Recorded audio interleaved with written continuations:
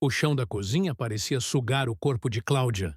O azulejo gelado grudava no seu rosto como se quisesse marcar sua derrota. Um gosto amargo e metálico de sangue escorria pela boca, misturado ao cheiro forte do feijão queimando na panela. O vapor subia devagar, como se zombasse do caos ao redor. Ela tentou se mover. Um gemido rouco saiu, mas nada além disso. As pernas estavam mortas, desconectadas, como se o fio entre mente e corpo tivesse sido arrancado sem aviso. Ao fundo, a televisão murmurava o jornal da noite. O marido, na sala, roncava em paz com o controle no peito. Os filhos, trancados nos quartos, fones nos ouvidos, mergulhados num mundo onde a mãe caída no chão era só um ruído distante. A glicemia despencara para 42. Ela sabia. O suor escorria gelado pelas costas. O coração batia descompassado, errático, como se buscasse um ritmo que já não existia. A visão ia fechando devagar, num túnel estreito, sem luz no fim. Só medo. Só vazio.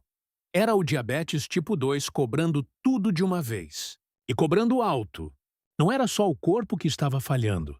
Era a dignidade, a liberdade, a mulher que ela costumava ser, escorrendo pelo ralo junto com a esperança. O formigamento que começou leve nos pés já não existia mais, porque agora não havia mais nada, nenhuma sensação. A neuropatia tinha levado tudo, um pedaço por dia, silenciosa, cruel. E ali, caída, com o sangue secando no lábio e o mundo rodando, Cláudia entendeu. Não era só uma crise, era um aviso. Um grito da doença que ela achava que dava conta, mas que estava vencendo. E vencendo feio. Como é que uma mulher de 38 anos, que acordava antes do sol para cuidar dos filhos, que batia ponto sem reclamar, que sempre deixava o dela por último, tinha chegado ali? A resposta não estava numa consulta. Estava nas promessas vazias dos remédios, nos exames apressados, nos vai melhorar que nunca viraram verdade.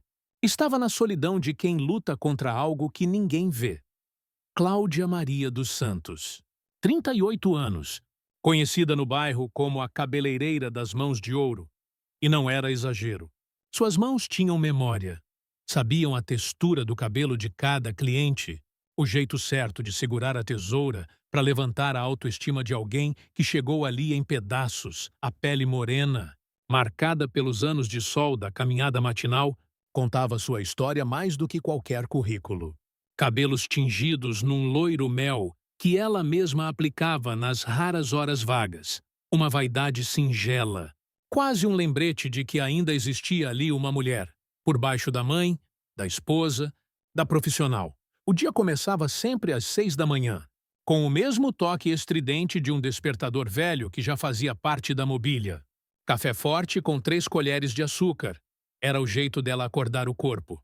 Pão doce com manteiga e um beijo automático no marido, Roberto, antes dele sair para o batente. Quase sem olho no olho.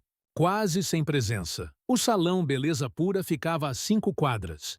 Cláudia ia de chinelo rasteiro, cabelo preso no grampo e passos firmes. Conhecia cada rosto do caminho. Bom dia, dona Teresa. Tudo bem, seu João? Vai com Deus, meninos. Era dessas que sabia o nome de todo mundo e fazia questão de olhar no olho. No salão, não era só cabeleireira. Era conselheira, ouvinte, enfermeira de corações partidos. Cortava cabelo fiado sem pestanejar. Passava horas em pé, pulando o almoço com um biscoito de polvilho e um café açucarado.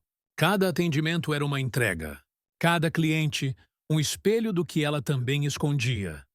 Os filhos, Pedro e Ana, eram seu mundo. Pedro, com seus fones de ouvido e jeito arredio, sempre testando os limites. Ana, mais na dela, mergulhada nos livros, como se procurasse neles um mundo onde as coisas fizessem mais sentido.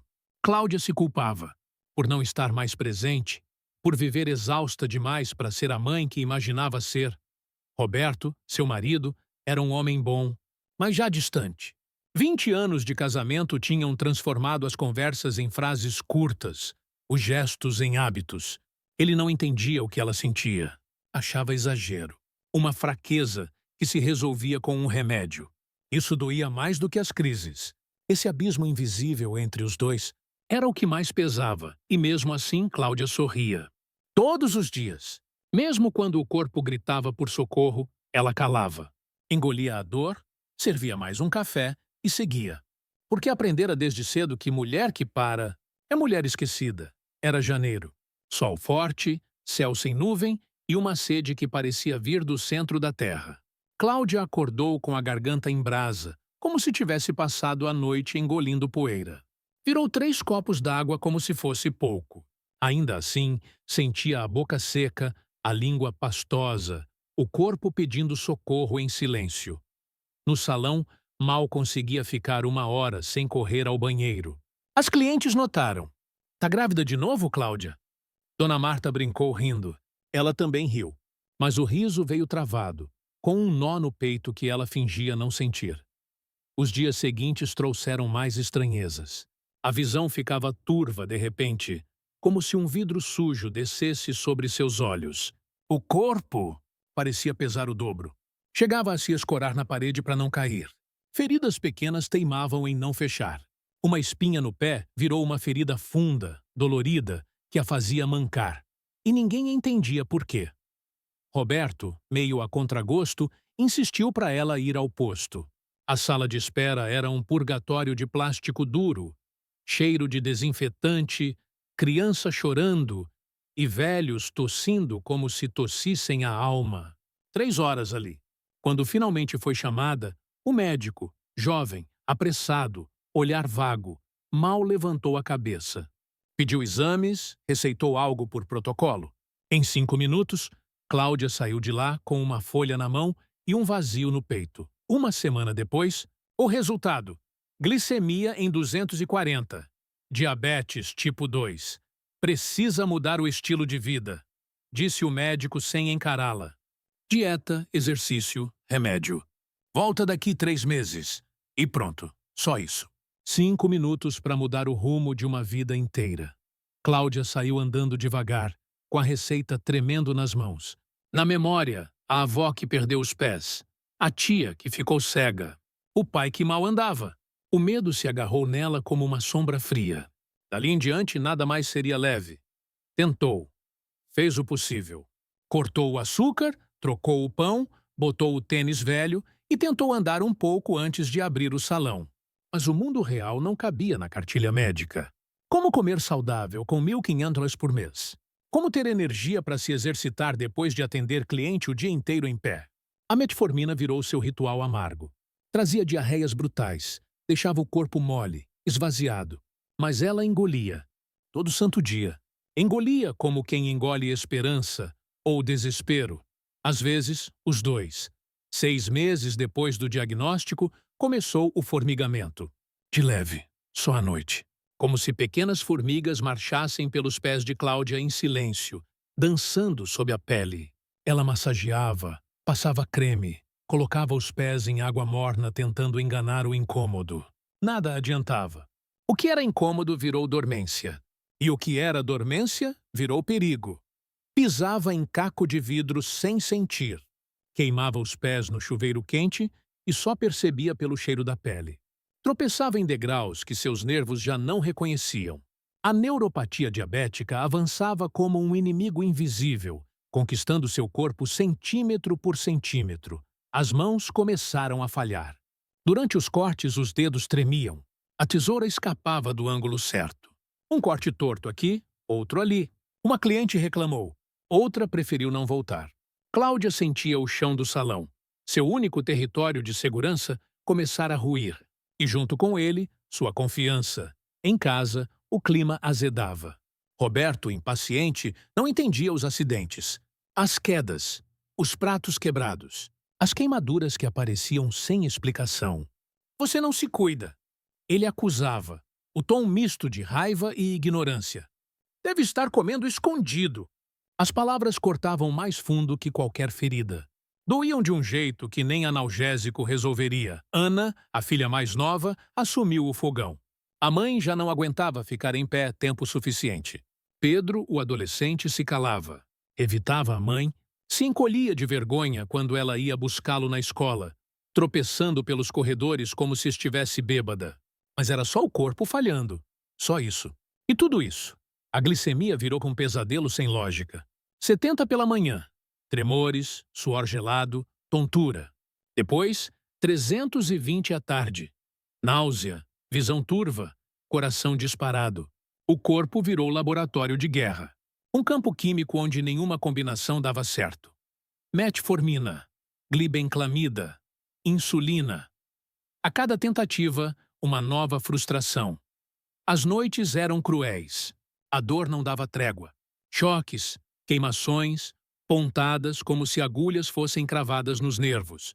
Cláudia chorava em silêncio, apertando o travesseiro na boca para ninguém ouvir. Pomadas, analgésicos, reza, nada adiantava. O diabetes agora não era só uma doença. Era um ladrão noturno, que roubava fé, esperança e sono. O salão, antes seu santuário, agora era palco de humilhação. Ficar em pé era um castigo. As mãos tremiam tanto que ela tinha que parar no meio do serviço para respirar fundo, esperar passar. As clientes notavam, cochichavam, algumas sumiam. Márcia, a dona do salão, começou a perguntar com voz doce demais. Tá tudo bem, Cláudia? Já pensou em se afastar um pouco? No seu lugar, eu tirava um tempo. Mas Cláudia sabia o que aquilo significava. Ela estava deixando de ser útil. E isso doía mais que a doença. A terça-feira começou como tantas outras. Café fraco, estômago revirado. Um pedaço de pão engolido com dificuldade, porque a metformina já deixava tudo amargo. Glicemia, 110.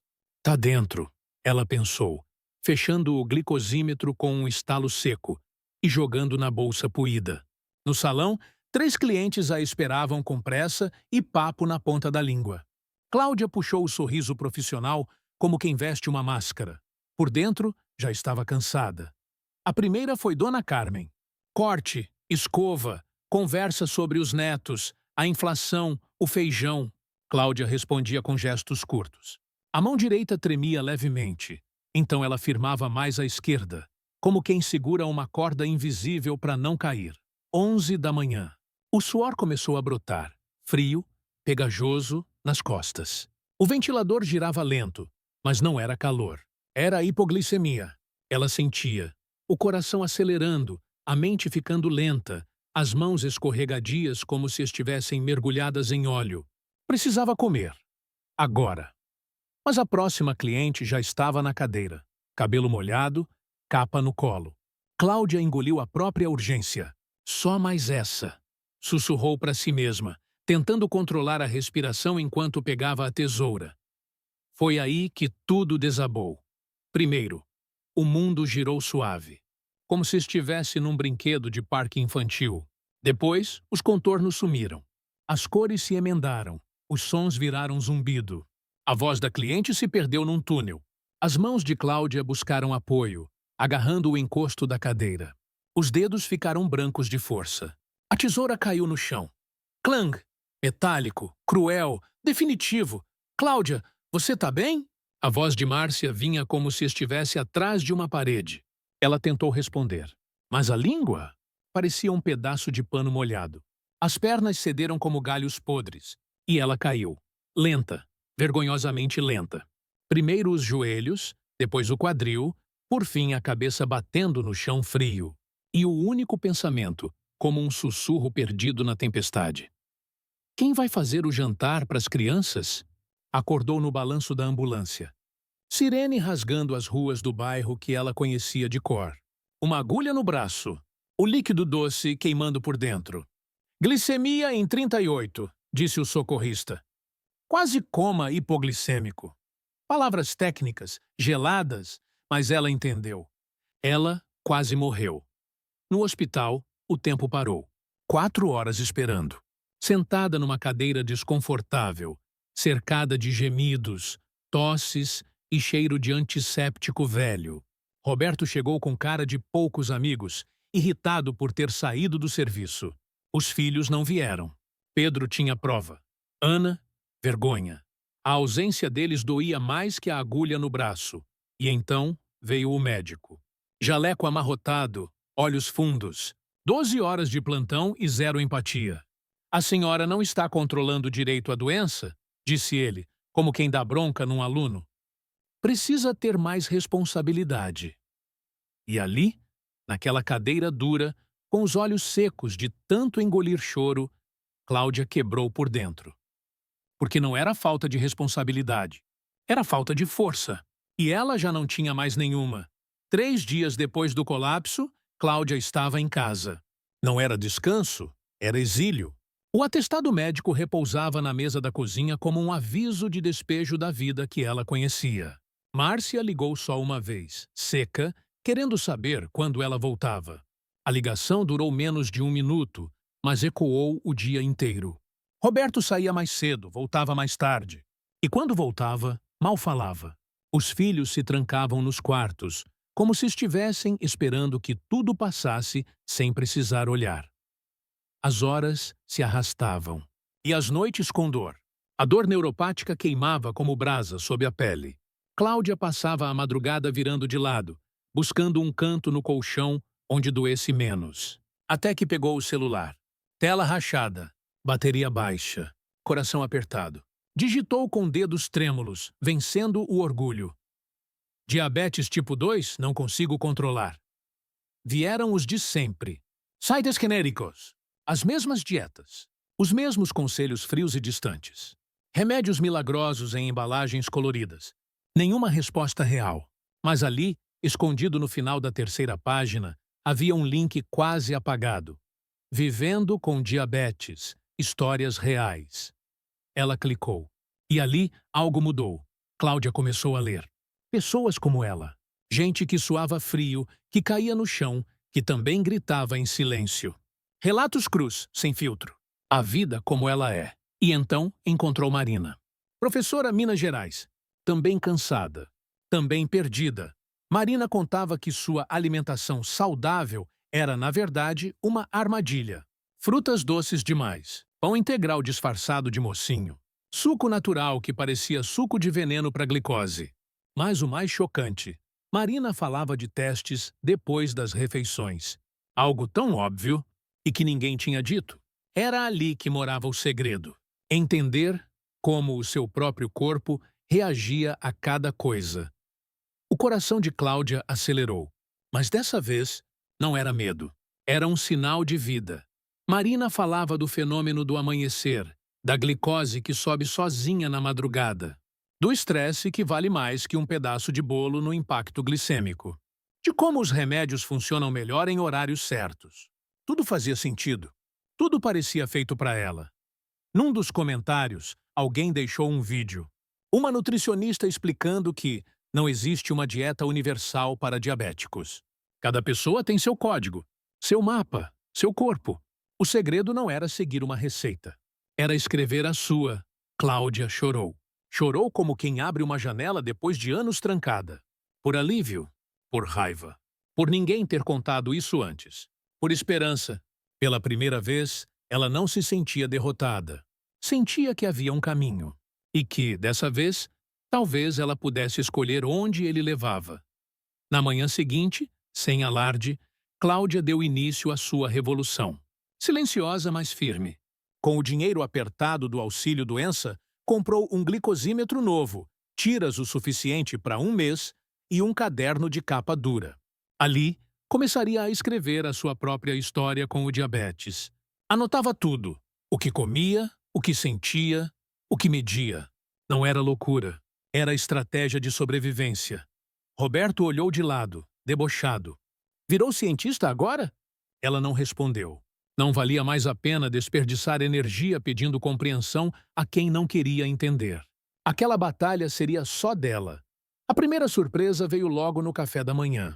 O pão integral com queijo branco, que o médico dizia ser saudável, jogava sua glicemia para os céus. 280. Já os ovos mexidos com manteiga, que ela evitava por medo, mantinham os níveis estáveis em 120. O suco de laranja natural? Um veneno disfarçado. A banana querida do lanche da tarde? Um gatilho? Mas o abacate com limão? Esse era aliado. Cláudia começou a desvendar os códigos secretos do próprio corpo.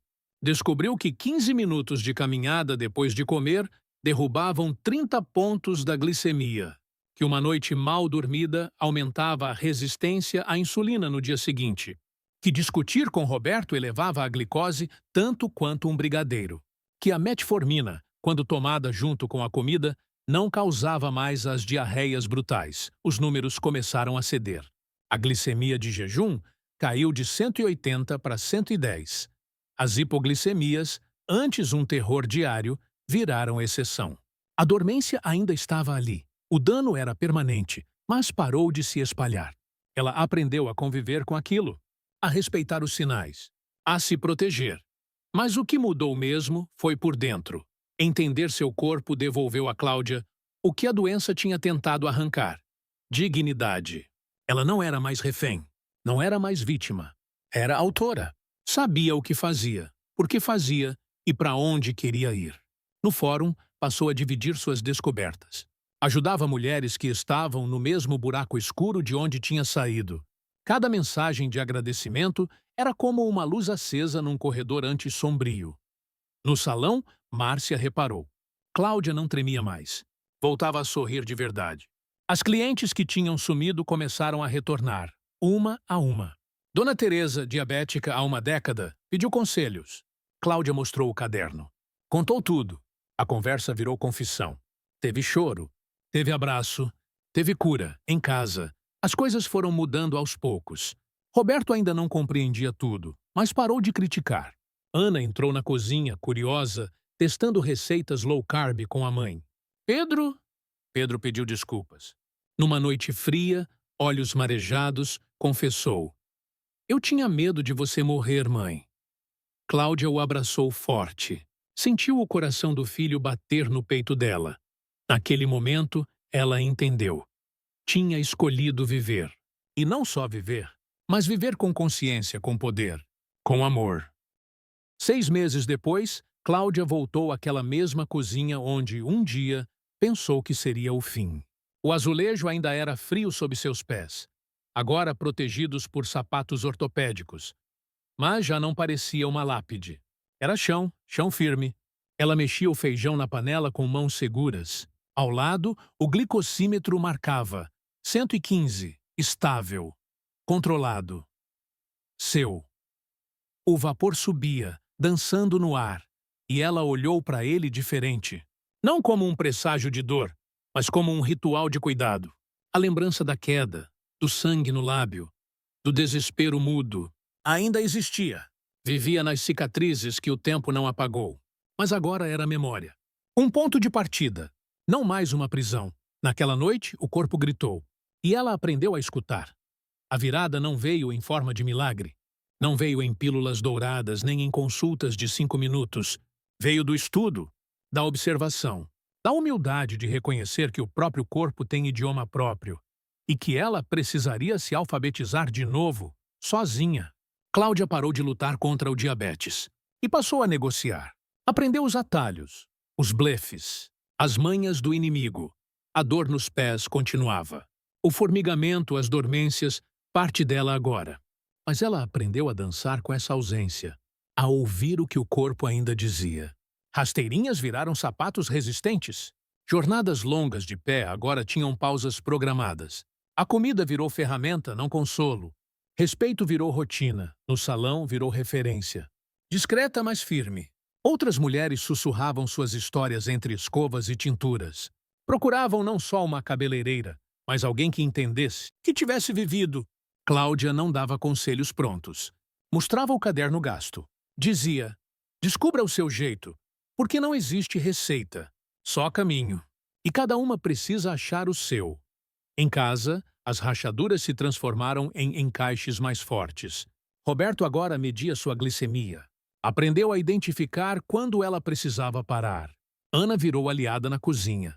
Pedro, mais maduro, mais presente, levava frutas que ela podia comer. O amor deles não era mais romântico ou idealizado. Era real, era presença, era respeito. Naquela noite, Cláudia serviu o jantar. Carne grelhada, salada crocante, arroz integral na medida exata. Nada era exagero. Nada era falta. Era equilíbrio. Era escolha. Ela sorriu. Um sorriso pequeno, cansado, mas pleno. Porque agora ela sabia. A resposta nunca esteve nos remédios, nas dietas da moda ou nos conselhos prontos. Estava dentro. No corpo que pede, na mente que observa, na coragem de experimentar. O diabetes não a matou?